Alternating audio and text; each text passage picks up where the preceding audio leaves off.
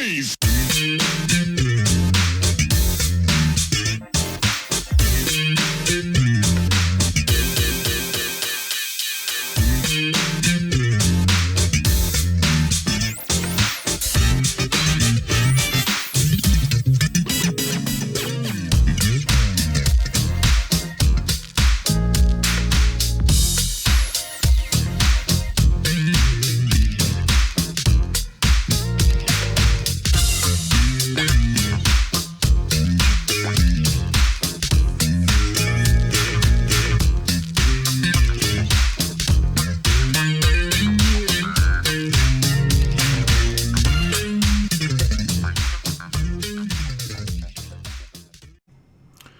So Jay, who were some of the big acts that you went out and did shows with in the late '80s era? Everybody, everybody from Luther Vandross to, you know, Cameo. Me and Larry, I manage Cameo now, but that's how me and Larry Blackman became friends. A lot of people said that Cameo would be hard to deal with, Larry Blackman would be hard to deal with. Larry Blackman was always kind to me and always nice to our group and always treated us with dignity and respect. So, and as time went on, we had a friendship. That became a brotherhood. And when Larry was looking for a manager, he called me and said, "You're the only person I can trust." And I've been working for him for 7, 8 years now. Wow. Well, it's great to see him keeping that music going. Yes. Yeah. Larry is an icon, a legend, a giant, and and an enigma in our business that you can't run away from. What's disappointing to me is, again, this is where the racisms and the bigotries that exist even in our industry today. Cameo should have been in the Rock and Roll Hall of Fame a long time ago. Yeah. You can't, but they don't, black groups don't get the same consideration as their white counterparts. But if you go through history in this country, you'll find out that that's always been. When the war ended in 1919, the First World War, when black soldiers were coming back from the war, we didn't get to fight with Americans, we had to fight with the French. Because Americans said we were inferior, wouldn't fight with us. But we won the Medal of Valor. If it ain't for the French, America don't win World War I. And if it ain't for the black soldiers, the French don't win, don't uphold their end of the bargain, and they'll tell you that. But when black soldiers were coming back to the United States, on the floor of Congress, congressmen said the greatest threat to America is a Negro soldier believing he has the same inherent rights as a white man. This is white man country. So, the inequities that exist didn't just start. And the only time we're going to make America great for once is when we, decide that we're going to be human beings and do things in a humane way, with equality and justice being the bedrock of what we do moving forward. It's how we're going to make America great. Amen. I mean, that's such a gigantic topic. We could get forever off into that. I want to try to keep it musical, but even on the musical side of things, I mean, following it since the 70s like I have, I've been, infuriated by so much of the bias and racism in the music industry itself during that time. And what you mentioned is just a tiny aspect of that sort of has permeated, and it's driven me crazy too. So, but we continue to press forward. We got to. Yep. Yeah. Yes, ma'am. Yes, sir. So under a Nouveau groove. Under a Nouveau groove, yes. Yeah. Kind of like your take on One Nation under a groove or something like that, right? Yeah. And that was with a guy named Morris Rinchie. I just had this idea. And Battle Cat. And we just kind of was fooling around and just, and I was trying to placate rumors. Warner Brothers, and get back to, writing songs the way they wanted me to. And so I tried to write, songs that were more in line with love and life and not politics. And it was a decent effort. I think I did some. I think Share Your Love was just. I get a lot of requests for that record now. I think Share Your Love and Money Can't Buy You Love and You Ain't No Friend of Mine was a cool record. My favorite on there was a song that Valerie sang called Time that I wrote with a guy named Chris Smith and Chris Dixon. Yeah. Yeah, Money Can't Buy You Love actually had Malcolm Jamal Warner appearing on that one. Yeah. Um, Malcolm used to come to the studio with me. He wanted to be a rapper. He was 19 at the time, and I let him get on the record. He was so happy he didn't know what to do. and then I mentioned One Nation Under a Groove, but that track, the title track, actually has some parts of different P-Funk songs. Yeah, Yeah. yeah. And So, are you a big P-Funk fan, or? absolutely. I grew up, I was a dancer. I was a popper. So, boom, boom. So we're dancing to Flashlight, One Nation Under a Groove, the Black Hole, all those songs, you can't, make my funk the P-Funk, that's George Clinton. It's revolutionizing music for me as a kid. I've never heard music like this in my life. Earth, Wind, and Fire is my favorite group, but here comes George Clinton with this outlandish sound that you can't put it in any box. And then right on the heels of him, here comes More Bounce to the Ounce. A Yeah. record like you never heard a record like this before. And so that's when the sound, music is really starting to change for me. Yeah, I think I love the pop locking. I couldn't do it myself, but that was one of my favorite dance styles to watch. And One Way was another good group that had tracks that Yes, worked for that. yes. Yeah. Did you ever go out and do a show that George Clinton was on? Yeah, we played with George before. Yeah. And we played with everybody, man. We've been on, we've been around, so we played, and I love George. Uh, George that's the most chaotic show you're gonna ever be on, though. I mean, if you've ever been to a George Clinton concert, Many times, yeah. everybody stands on stage. Even you can stand on stage. Even the audience can stand on stage, and if they have an instrument they can play. George is wild. So yeah, Yeah. I love George. So, And still going. God bless him. yes, yes, So, some time transpired, and you came back with a new beginning and different, yeah. not the same label anymore. What happened? Well, I didn't want to be on Warner Brothers, and you can't just say I don't want to be on your label anymore. It takes some time. You got to work it out, and it takes some years to work it out. And we worked it out, and everybody was happy with how we worked it out, and so we made the next album. Still, though, And on a major with Columbia. yeah, Russ Regan did that. I mean, God bless him and God rest his soul. Russ Regan called me one day and he said, I don't like the way they're treating you. I don't like what they're doing to you. He said, you're a young man, you're a bit brazen, you've made some mistakes, but I think the way they're treating you is unfair. Hmm. And he said, I can, and what happened was, uh, Jesus Garber called me and said, I heard you off Warner.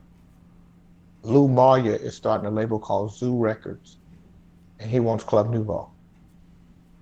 And he said, Jay, I can't get you the money you're used to, but I can get you $1.5 million. $1 million for Club Nouveau, $250,000 for two other groups that you can develop.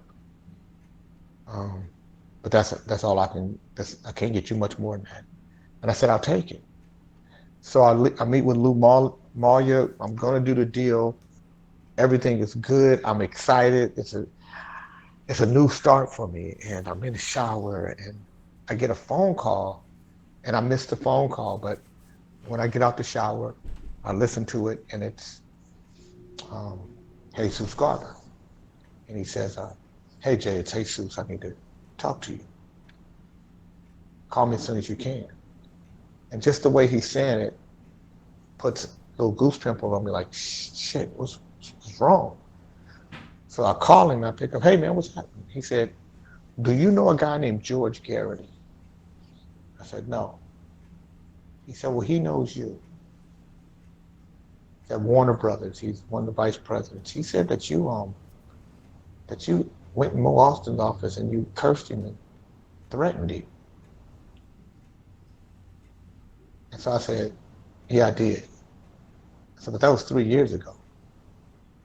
He said, yeah, but he's the president of Zoo Records. Lou just hired him. Mm. And he don't want to do this deal with you. And the only way this deal is going to happen is if you can convince him to sign you.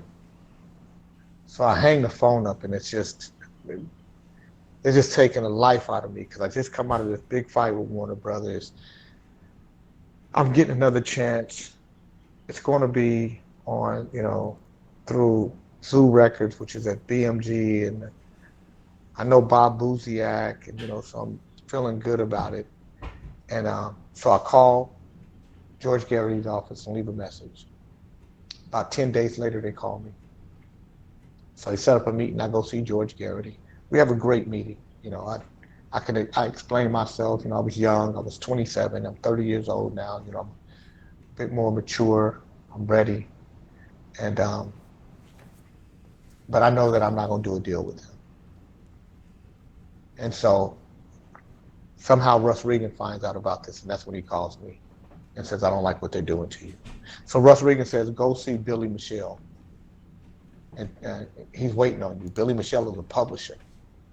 I get to Billy Michelle's office. He has a check for me for $125,000. Says, Russ said I should give this to you, and I should be your publisher. And then Russ gives me $50,000 to make the album. So I don't have a lot of money, but I'm a partner in the record. I own the record with him. And that's how we start on a New Beginning record. Wow. Yeah. What happens, to make these things come to fruition? Incredible. Yeah. Perseverance, so important, right?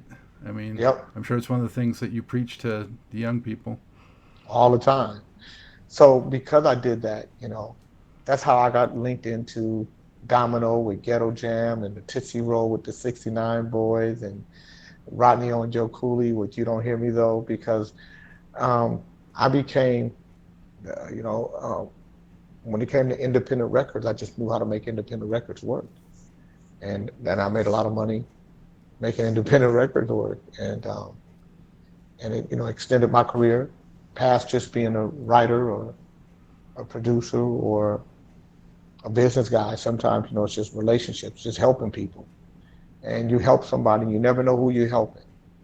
And I remember my mom said, if you help people so you can tell people you help people, you didn't do shit, but just prop yourself up. If you help people, you don't look for nothing. If you really help somebody, you don't have to say nothing. They'll say it. If you help people because you want to, they'll tell you that you helped them. If you helping people so you can say it, you just puffing yourself up. And a guy by the name of Alvin Williams was working with Busy Bone on his first album, and he had 4 songs and he wanted a publishing deal. And he came to me and said, I need you to help me make a publishing deal. And I said, okay. I said, Billy Michelle. I'm introduced you to Billy Michelle. He said, yeah, but I need you to do it. And he said, how much do you want? And I said, 5%. And he said, no. I said, well, 3%. He said, no. I said, well, whatever you want to do. He said, I want to give you 20%. And he gave me 20% for making a deal that he could have made. Because when you help people, you don't have to. I had helped him and I didn't know. I didn't know that some of the things I had done had helped him. He said it, not me. And so that's how my career's been.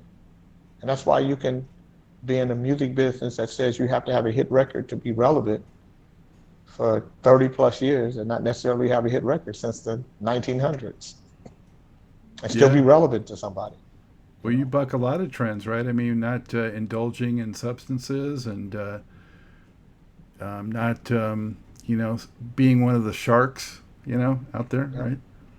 yep. So, so I trust God. I believe in Him. I believe in the vibration of life.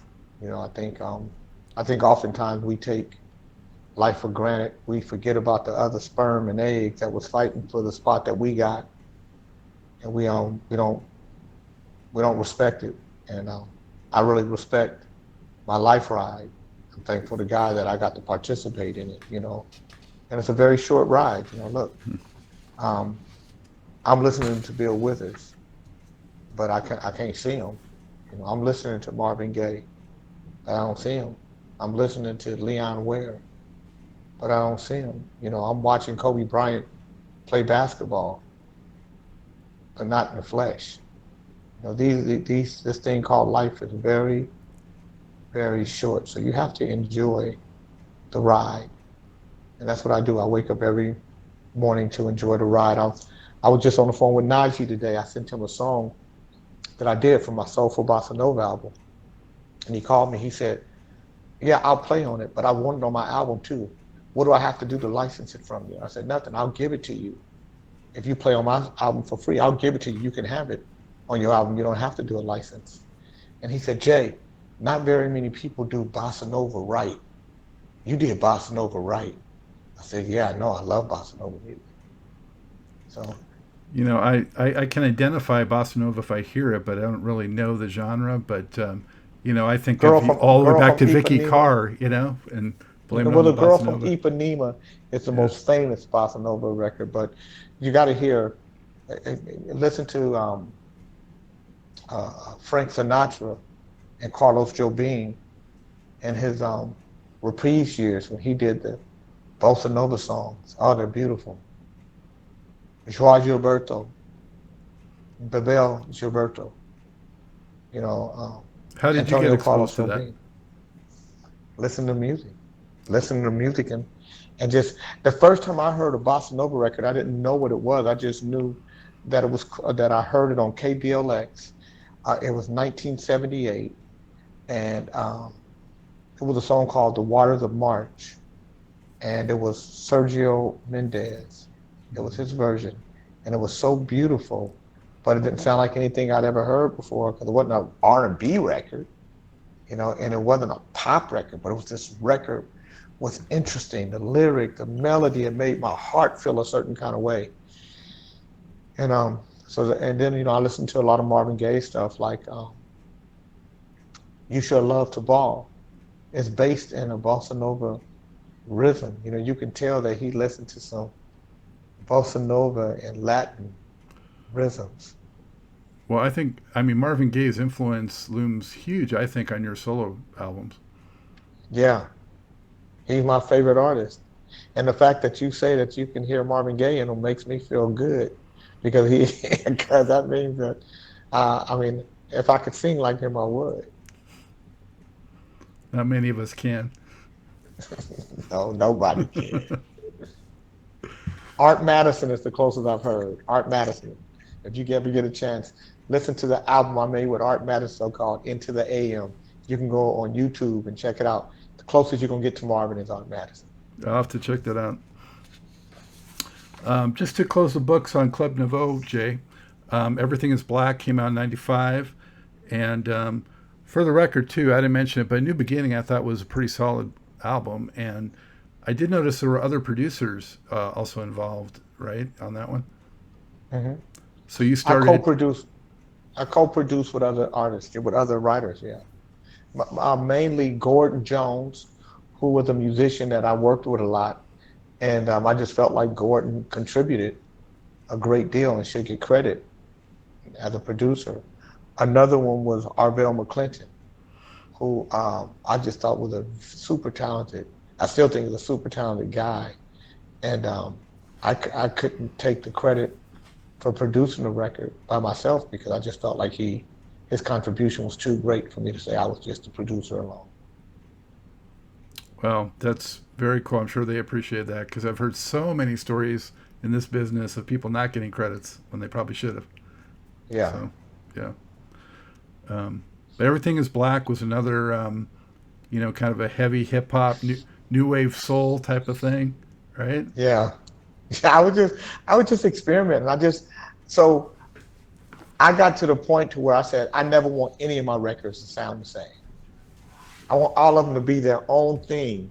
That when people listen to me, they say, "God, Jay King is doing crazy shit. I don't know what he's thinking. I don't know what he's doing." So I just wanted my records to be different. I didn't want to sound like what was on the radio, um, and I didn't want to sound like my last record. And I think I did pretty good at doing that. That one was on an indie, right?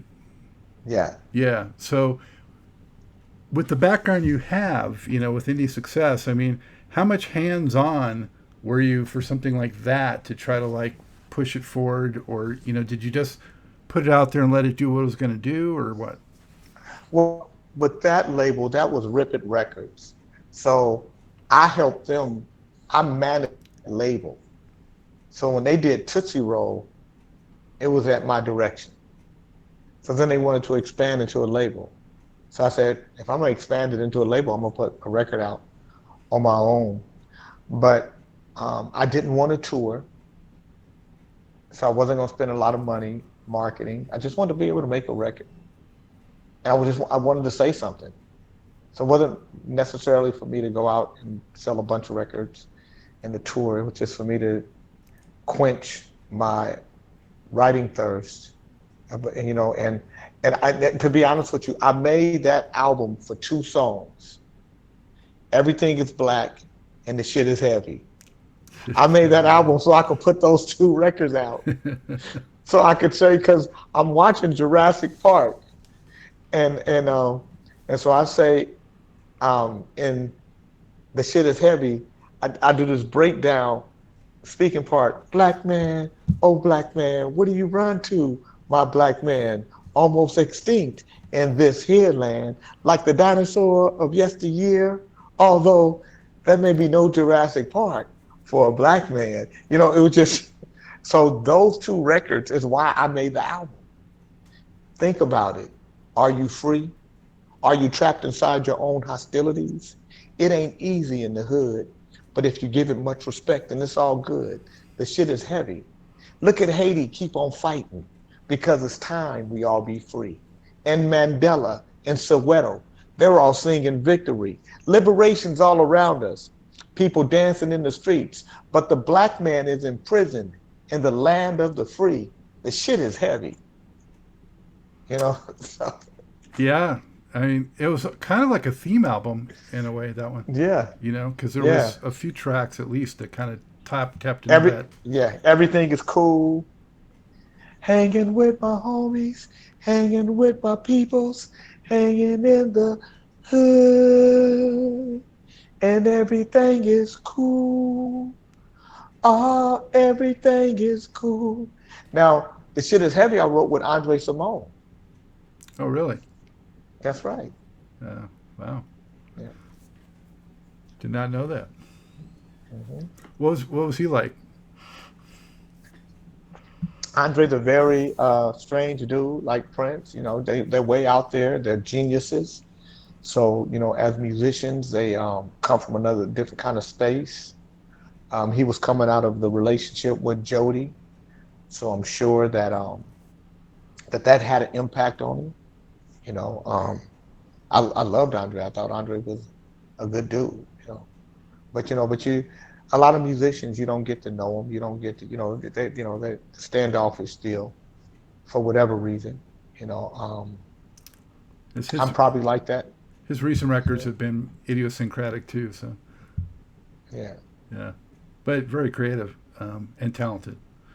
Yes. But Ghetto Swang too, kind of, was in that theme. That's Flip Kirby. Flip Kirby did that. He was it was his thing. Flip was a drummer, incredible drummer out of Sacramento here, who played with everybody.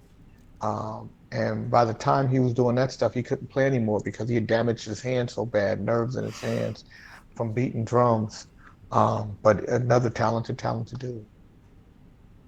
So the most recent record, you took a real hiatus from Club Nouveau. It was like 20 years, right? Yeah, Yeah, 20 years between albums, and finally came back in 2015 with Consciousness, continuing that mindful type of thematic scope. And what inspired you to come back after all that time? And well, I kept saying I was making a record, and I was making a record. I got over 110 songs, and the Consciousness album wasn't a overnight project. It was a project that I thought I had it. I thought I was done with it, and every time I would think I was done with it, I would do something else, and then I would change it, and then I would second guess myself, and I would say this song is not good enough.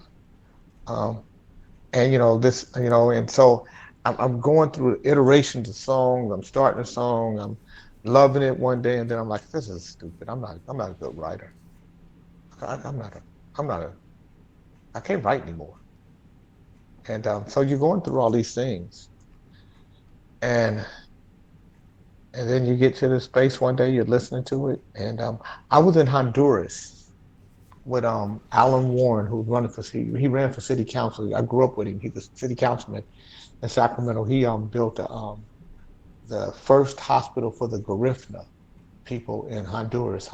The Garifuna are the black people that live on the coast of Honduras that were on the slave ships, but they overtook the slave ships. So all the blacks in Honduras were never slaves. They overtook the ships and killed everybody. And when they got to shore, they connected with the Carib, which were the Indians of that era. So and then they made it and they became Garifuna. But they have no. So when you go to Honduras and you go into the Garifuna villages, they have no roads, they have no hospital. They're treated very differently than everybody else. So Alan Warren gave them money to build the first hospital. Dr. Luther Castillo is a Garifuna who's a doctor who is brilliant. And so I was playing some of my track ideas while we were on that trip. And Alan Warren was like, you should make this record. And wrote a check. So that's how I started. wow, what year was the check, do you think? 2000, 2014. Oh, so not too long before it came out. Yeah. Interesting. Some new guests on this one. You got Eric E.Q. Young from Yeah. Confunction, and Yeah. Larry Dunn, Great Earth, Wind and Fire keyboardist, who I know you managed to, and he appears Hmm. on it. Some heavy hitters right there. And Chuck D, Yeah, which one is he on? he's on Consciousness. Chuck D is on Consciousness, and then Yeah, right. Chubb Rock, and Yeah, Chubb Rock is on Let's Have a Party. yeah. Yeah. And I tried to send Chuck D money for the record, and he never responded to me. He just did it. He just sent it and never got his money, never asked for it. I was like, wow, Hmm. I love Chuck D. But Yeah. I think that's a great Club Nouveau record as well. I suspect one day I'll die and some of my music will take a life of its own and my kids they'll, you know, benefit from it. Yeah, I mean, tracks like Let's Have a Party, um, I Cry was something different for you because it had sort of a rock edge to it. Do you remember Lynn Tolliver used to be at Yeah. WZAK? That Lynn Tolliver wrote that record. So I have an online radio network, and Lynn Tolliver is my he is my partner in that online network, and he played that song one day, and I said, I love that record, I'm gonna do it, Hmm. and we did it. So I did it That for him. came out good. Yeah. Call Yourself a Friend of Mine's real catchy. Call yourself a friend of mine. talking about me all the time, spreading all them hater seeds. How are you a friend to me? Yeah, Yeah, like that. yeah. That's a solid contemporary R&B. Even though it took that long to make, to me it has a contemporary sound. Yeah. Well, real songs don't have a lifespan. You either make a song that's a hamburger or a steak. Hamburgers are good while they're hot. Steaks age really well. That's perfect. I try to make steaks. Yeah, and not mistakes also. Um, so your solo records, you put your first one out in 2008. What inspired you to finally put J. King out front? My mother died. Oh, I'm sorry. So my mother, no, you didn't kill her. Cancer did. Yeah. So my mom was my greatest inspiration. Uh, I believe I can do anything because my mom told me I could. But she said it's hard work. And so I was writing these songs, and I'm not the primary vocalist in Club Nouveau. Valerie and Samuel are, and I write for them, and I'll write for me. I'll write something for me, but my primary purpose is to write for them, to write what I think they're going to be great on. And I would write these other songs, and I would tell my mom, and she would say, "I like that record. Why are you not doing it?" And I'm like, "Well, it don't match Club Nouveau." And she used to say, "Why don't you make a record?" And I would say, I will, I will." And then my mother was diagnosed with cancer. We thought it was they told us for a few years that she had bronchitis, and then we found out it was lung cancer.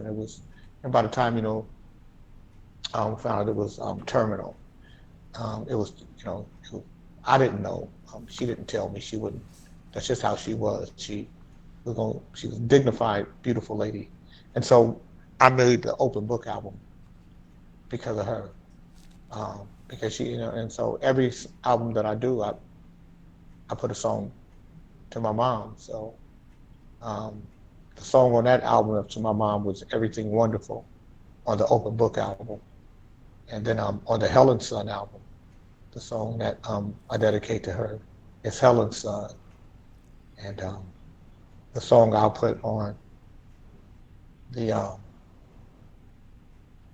Soulful Bossa Nova album will be Helen's Song. When do you anticipate that coming out?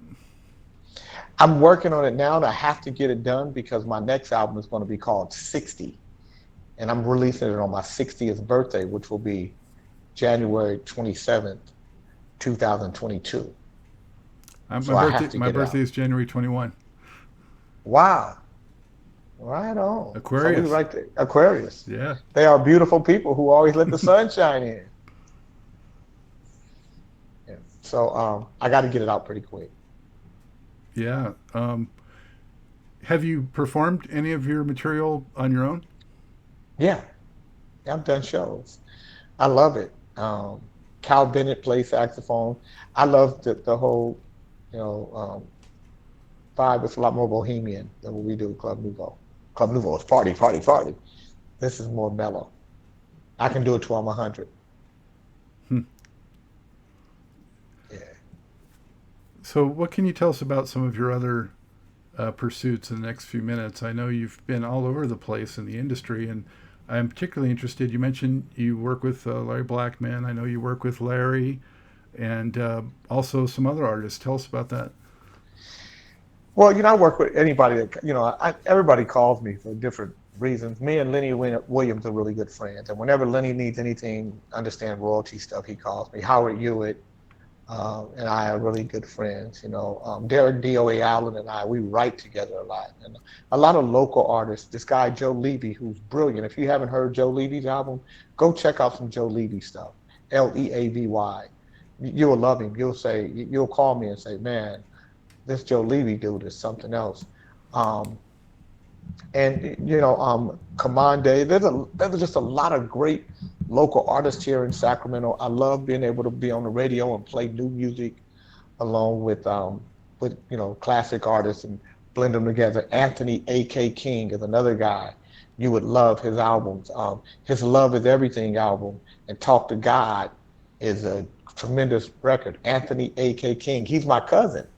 Um, so I love discovering the new artist, the next um, um, music that's going to happen, because that's what drives my life. So. And you've actually produced some books on the industry, or Yeah, I just wrote little books on publishing, royalties, and distribution from an independent person standpoint, because I think most people don't understand publishing and they make it so difficult. And I think the reason why people make it difficult is because they don't understand it that's why they can't explain it to you. So they rather make it difficult when it's really simple. It's just mathematics and fractions and just understanding them and understand once you learn the basics.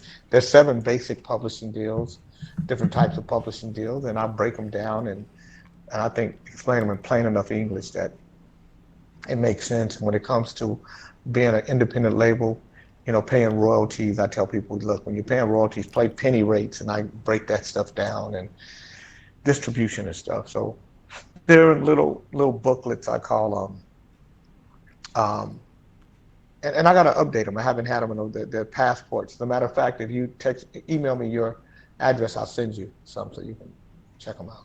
that'd be great. For viewers and listeners right now, Jay, if you could give one piece of key advice to a fledgling musician, what might it be? Love it. If you are doing it for money, you won't make it. If you are doing it because you love it, you're probably gonna make a lot of money, because the love is what's going to drive you and not the money.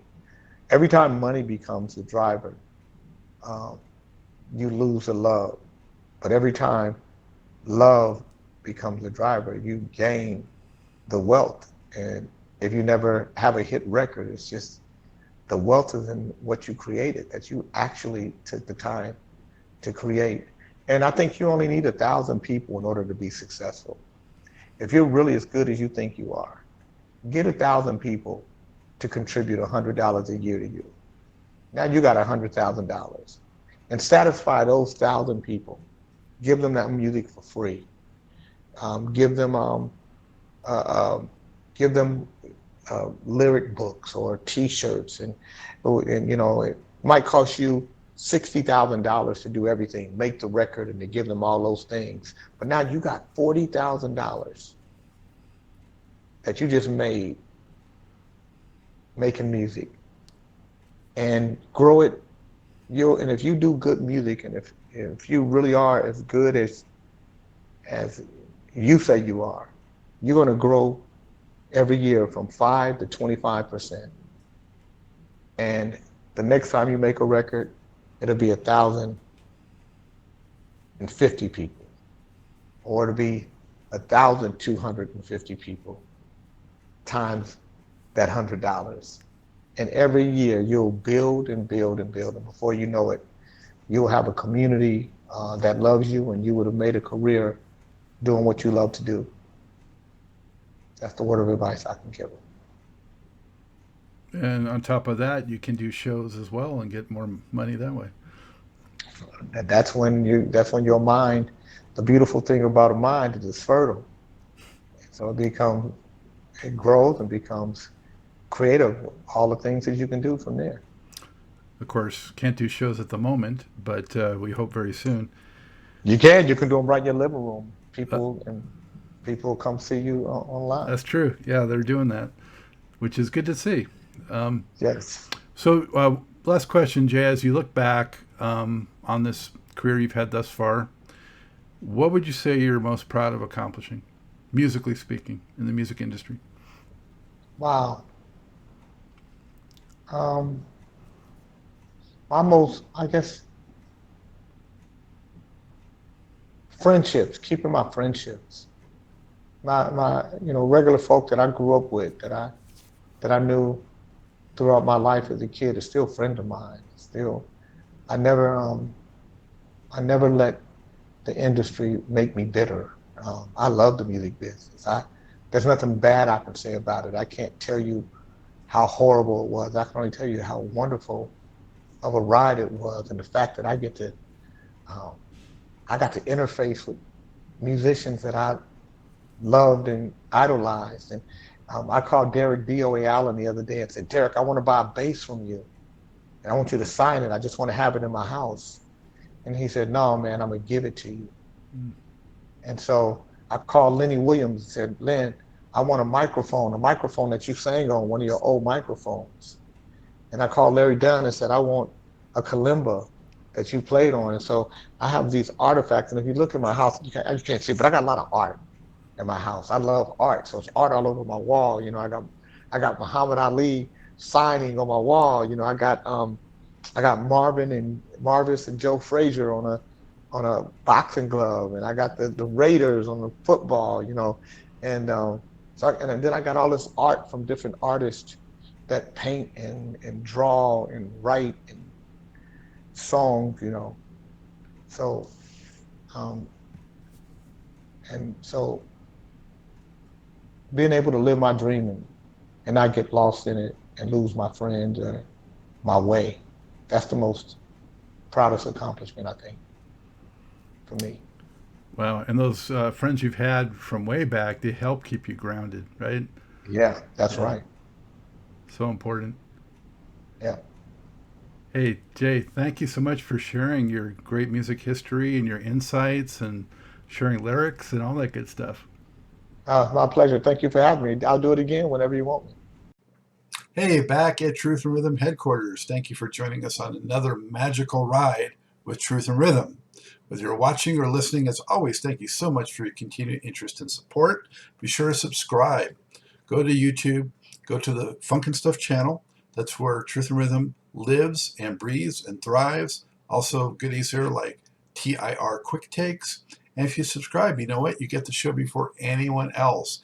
It's free. If you love jazz, funk, R&B, soul, you can't miss it. Pass it along. Tell a friend. Tell family. This audience is growing, and it is a beautiful thing, all coming together for the love of this great music.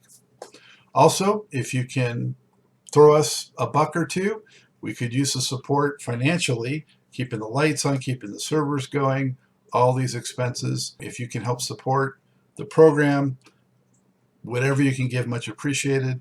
Go to the funkandstuff.net website, and on the right-hand side of every page, you just click and you can donate through PayPal, credit card, whatever. Very easy to do and so much appreciated. And if you do a sizable donation, I will mention you on the program.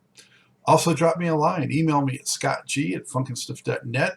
Let me know who else you'd like to see on the show, what you enjoy about the music. Let's just kibitz and talk about stuff, talk music. You'll find that I respond very quickly, and I much enjoy the rapport and the camaraderie and the interaction. Always remember, this is your show, The True Music Lover. So for now, that's all the time we have for this one. It's a wrap. As always, Scott Dr. GX Goldfine saying, keep on vibrating to the rhythm of the one.